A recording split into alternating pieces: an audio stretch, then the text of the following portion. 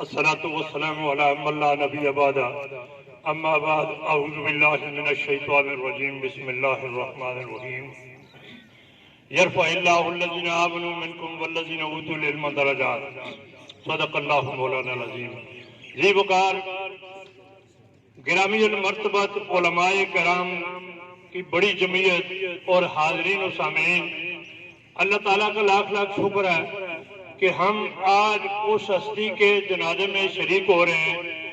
جن کے علماء کے حوالے سے اللہ نے ان کی درجات کی بلندی کا عہد کیا اور قرآن میں تذکرہ فرمایا۔ اس سے قبل ایک بزرگ نے یہ جو حدیث مبارکہ پڑھی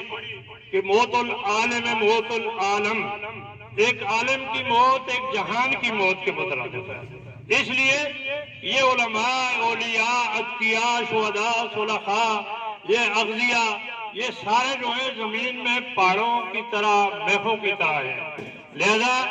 ایک ہی بات علامہ اقبال کا شعر کہہ کے میں اپنی حاضری لگاتا ہوں: زیارت گاہ اہل عزم و ہمت ہے لحد میری، مرحوم کے والے سے زیارت گاہ اہل عزم و ہمت ہے لحد میری، کہ خاک راہ کو بخشے ہیں میں نے راز البندی، اللہ ان کو جوار رحمت میں جگہ عطا فرمائے، لاحقین کو صبر و استاد عطا فرمائے۔